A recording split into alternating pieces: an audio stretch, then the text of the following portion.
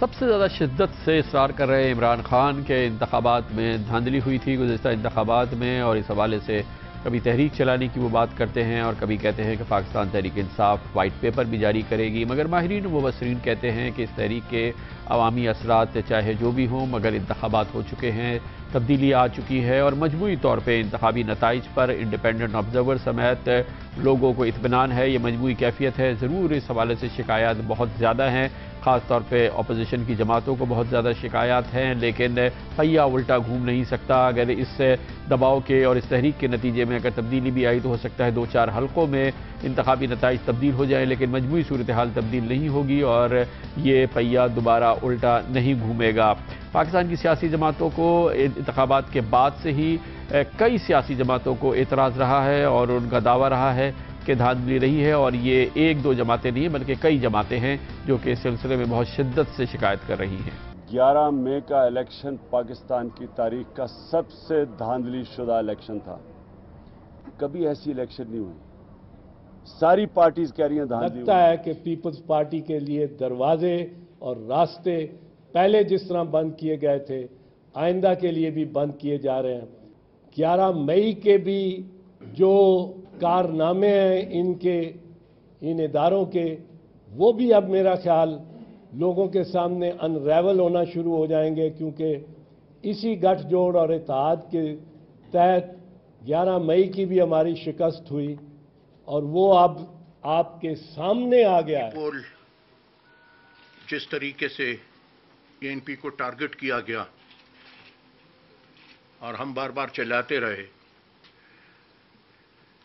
فخرو بھائی کو خط لکھا، 10 دن بعد فخرو بھائی نے واپس جواب دیا کہ جی مجھے خط ملا ہی نہیں۔ تو پری پول ریگنگ جس طریقے سے ہوئی، ہم تو ایسے ریسلنگ میچ میں گئے ہیں کہ ہمارے ہاتھ پیر باندھ دیے گئے ہیں اور دوسرے فریق کے ہاتھ پاؤں کھلے ہیں۔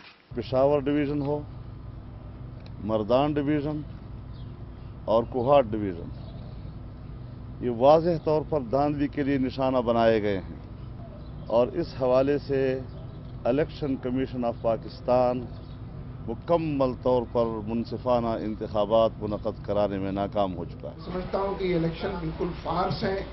جن قوتوں نے MQM کی پشتیبانی کی ہے انہوں نے پاکستان کی خدمت نہیں کی، پاکستان اور جمہوریت کے خلاف انہوں نے قبر کھودی ہے اور گھڑا کھودا ہے۔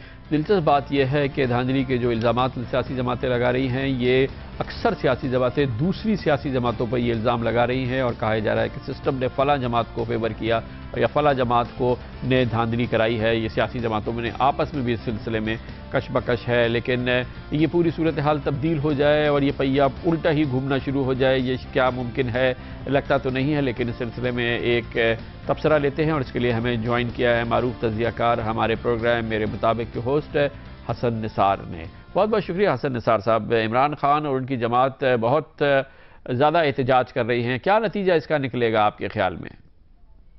دیکھیں، عمران خان کیا چاہتے ہیں اس کا جواب تو وہی دے سکتے ہیں، لیکن ان کی کیمپین کا نتیجہ کیا نکلے گا تو وہ ہمارے ہاں ادھر پنجابی میں کہتے ہیں کہ جتنا گڑ ڈالو گے اتنا میٹھا ہوگا۔ اگر تو ان کا جو ورکر، ووٹر، سپورٹر وہ ہائیلی موٹیویٹڈ ہے اور وہ اس دھاندلی کا واقعی حساب لینا چاہتا ہے تو دھڑن تختہ کر کے رکھ دیں گے، ان کی طبیعتیں صاف ہو جائیں گی جنہوں نے یہ واردات کی ہے، اور معاملات گلیوں سڑکوں میں ایک بات اور بتاؤں، یہ موقع بڑا غلط ہے۔ عوام اتنے زیادہ اذیت میں ہیں، اتنے زیادہ تنگ ہیں، ایک طرف لوگوں پہ اکنامک کرنچ اتنا خوفناک، اتنا بھیانک ہے جس کا حساب کوئی نہیں، اوپر سے اب اگر عمران خان آرگنائز طریقے سے ورکر ان کا موٹیویٹ چکا ہو اور وہ نکل آئے باہر تو یہ تو قیامت کا سماں ہوگا، تو اینی تھنگ کین ہیپن۔ لیکن نتیجہ کیا نکلے گا وہ تو پھر وہی بات ہے کہ آپ جس طرح کا آپ کا پلان ہوگا اور جس طرح آپ اس ایکسیکیوٹ کریں گے اس پلان کو، اسی طرح کا نتیجہ نکلے گا۔ حسن نثار صاحب، آپ کا کیا رائے ہے گزشتہ انتخابات کے بارے میں؟ آپ نے کیا رائے قائم کی ہے؟ نہیں، میں تو اس کو شفاف سمجھتا ہوں، اس کی تو بنیاد ہی بوگس تھی، اس کی بنیاد ہی جھوٹ پہ تھی۔ بے شمار جرائم پیشہ لوگ آئے ہیں آگے، آپ 62-63 ہوتے ہیں، جھوٹ در جھوٹ بول کے جو لوگ آگے آئے ہیں ان پہ 62-63 ماتم کرنے کے لیے رکھی ہوئی ہے، چاٹنے کے لیے رکھی ہوئی ہے. او بھائی اگر ہے تو اس پہ عمل درآمد یقین کرو. اگر تمہاری اوقات نہیں ہے کہ یہ کر سکو تو اس کو نکال کے باہر پھینکو. آپ کو کوئی آسمانی حکم ہے آپ کو کہ آپ نے 62-63 ضرور رکھنی ہے تو انشور کرو کہ اس پہ عمل درآمد بھی ہو. بہت بہت شکریہ حسن نثار، ہمارے ساتھ سے پھر ذکر ہوگا. ڈیرہ اسماعیل خان جیل بریک کا 250 سے زیادہ خطرناک ترین ملزم چھڑا لیے گئے. معلومات آ رہی ہے کہ صوبائی حکومت کے پاس مخصوص معلومات تھی اور انتہائی بہترین معلومات تھی کہ اس قسم کا حملہ ہونے والا ہے، مگر صوبائی حکومت اپنی جگہ سے ہلی نہیں. وقت ہے کہ تحریک انصاف کی خیبر پختونخوا حکومت اپنے گریبان میں جھانکے اس سے کیا غلطی ہوئی اور کتنی نااہلی کی اس نے ثابت کی ہے. اس کے بارے میں بات کرتے ہیں کمرشل بریک کے بعد.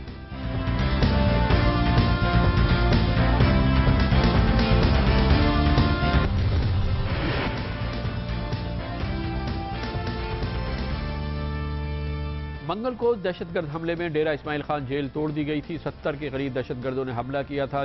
ڈیرہ اسماعیل خان جیل پر یہ منظم حملہ کئی گھنٹے جاری رہا تھا، جس میں 238 قیدیوں کو چھڑا لیا گیا تھا. پاکستان کی تاریخ کی یہ سب سے بڑی جیل شکنی تھی اور اس بارے میں یہ تشویش مزید بڑھ گئی جب یہ پتہ چلا کہ اس سلسلے میں صوبائی حکومت جو کہ پاکستان تحریک انصاف کی حکومت ہے اس کے پاس مضبوط انٹیلیجنس موجود تھی، اسپیسیفک اور انتہائی بالکل کلیئر کٹ انٹیلیجنس موجود تھی کہ اس قسم کا حملہ ہونے والا ہے، کس انداز میں ہوگا، کون کرے گا اور کتنی دیر یہ حملہ جاری رہے گا اور کس طرح سے اس کو روکا جا سکتا ہے. اس کے باوجود صوبائی حکومت نااہل ثابت ہوئی اور اس حملے کو نہیں روک سکی اور یہ ایک بڑا تبصرہ بھی ہے صوبائی حکومت کی کارکردگی پر اور تحریک انصاف کی حکومت کی کارکردگی پر. گو کہ اس میں تحریک انصاف کے ساتھ جماعت اسلامی اور دوسری سیاسی جماعتیں بھی شامل ہیں، لیکن ضرورت اس بات کی ہے کہ حکومت اپنے گریبان میں جھانکے اور لگ یہ رہا ہے کہ عمل اب شروع کیا ہے. خود عمران خان پہنچے اب سے تھوڑی دیر قبل پشاور، جہاں پر انہیں اس حوالے سے پوری بریفنگ بھی دی گئی. صوبائی حکام وزیر اعلیٰ نے انہیں بتایا اس واقعے کے بارے میں،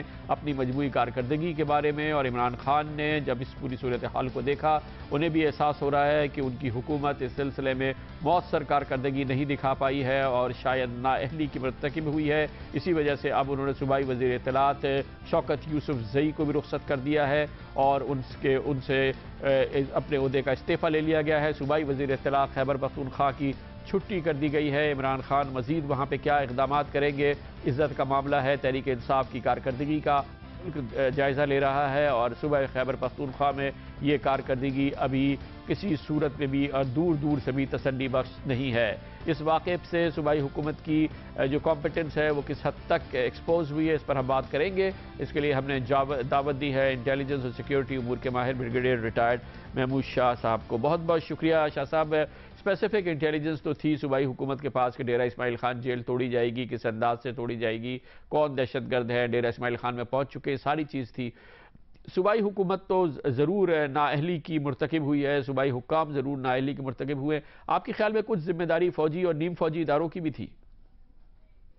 دراصل اس میں 100% ذمہ داری جو ہے وہ صوبائی حکومت کی ہے، پولیٹیکل گورنمنٹ کی ہے، کیونکہ فوج کو وہ article 145 in aid of civil power جو ہے ان کو بلانا پڑتا ہے، اور اگر وہ ڈائریکٹلی انٹروین کرتے ہیں تو وہ کانسٹیٹیوشنل جو ہے وہ وائلیشن ہوگی. اور میں سمجھتا ہوں کہ شاید کوئی کمانڈر جو بہت ہی زیادہ بہادر ہو وہ انیشیٹو لے سکتا تھا جب وہ دیکھ رہا تھا ایک کرمبلنگ سچویشن کو، اور یہی سوچ کے کہ اینڈ جو ہے جو مینز ہے اس کو جسٹیفائی کر لیں گے کہ آپ کا مقصد جو ہے وہ آرڈر کو ریسٹور کرنا تھا.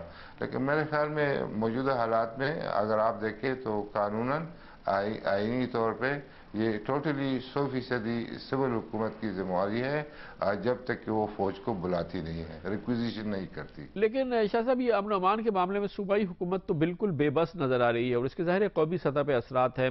یہ جو صوبائی حکومت ہے اور یہ نئی صوبائی حکومت ہے، نئی سیاسی جماعت ہے، اس کی بے بسی کی آپ کے خیال میں کیا وجہ ہے؟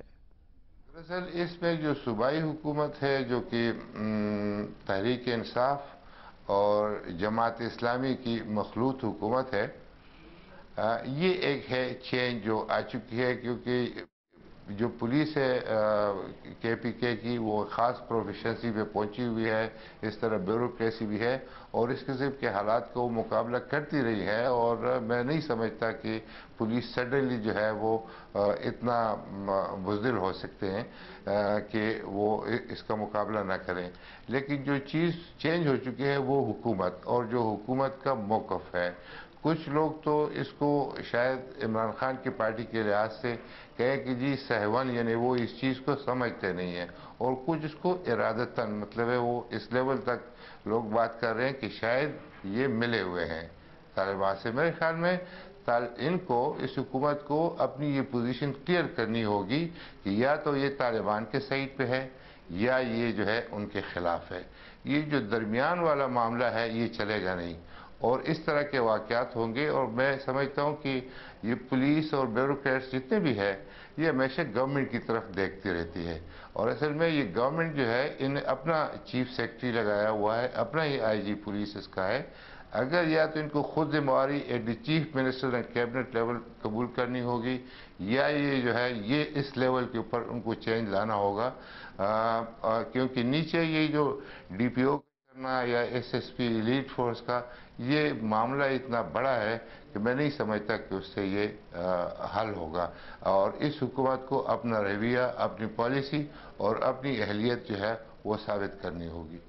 بڑی نوازش. بریگیڈیئر ریٹائرڈ محمود شاہ ہمارے ساتھ کمنٹ بریک، اور اس کے بعد ذکر کریں گے. اطلاعات آ رہی ہیں کہ امریکی وزیر خارجہ جان کیری اپنی حالیہ دورہ پاکستان کے دوران پاکستانی حکام کو یہ بھی بتاتے رہے ہیں کہ ڈرون پروگرام میں اب کبھی بھی آ رہی ہے اور کب بھی آئے گی، اور ایک ٹائم لائن ہے، اور ہو سکتا ہے کہ پاکستان کے قبائلی علاقوں میں ڈرون حملے یکسر بھی ختم کر دیے جائیں مستقبل قریب میں یا کچھ عرصے بعد. اس کے بارے میں بتاتے ہیں کمرشل بریک کے بعد.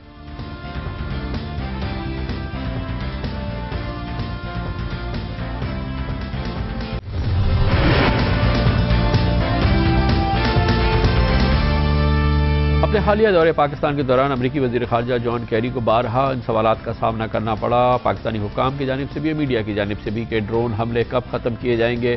امریکی حکومت کا اور وزیر خارجہ جان کیری کا کہنا تھا کہ اس سلسلے میں نہ وہ کوئی ڈیڈ لائن دے سکتے ہیں اور نہ ہی کوئی یقین دہانی کرا سکتے ہیں، مگر انہوں نے اتنا ضرور کہا کہ یہ لامتناہی سلسلہ نہیں ہے، اور خیال یہی ہے کہ امریکی صدر باراک اوباما کے حوالے سے اس سلسلے میں ایک ڈیڈ لائن موجود ہے. اس لیے ان کے ذہن میں یہ خاکہ ہے کہ ڈرون حملے کب ختم ہوں گے. انہوں نے کہا کہ یہ طویل عرصے تک چلے اس کا امکان نہیں ہے، لیکن کیا تاریخ ہے یہ بھی نہیں کہہ سکتے، لیکن بہت جلد بقیہ اہداف بھی حاصل کر لیے جائیں گے جس کے بعد ڈرون حملے ختم ہو سکتے ہیں. دوسری جانب امریکی دفتر خارجہ نے کہا ہے کہ اس سلسلے میں کوئی ڈیڈ لائن طے نہیں کی گئی ہے اور نہ ہی کوئی ڈیڈ لائن موجود ہے. اس کے ساتھ ہی ہمارے آج کے پروگرام کا اختتام ہوتا ہے. سنیچر اور اتوار کی ہفتہ وار تعطیل رہتی ہے. پیر کو آپ سے پھر ملاقات ہوگی.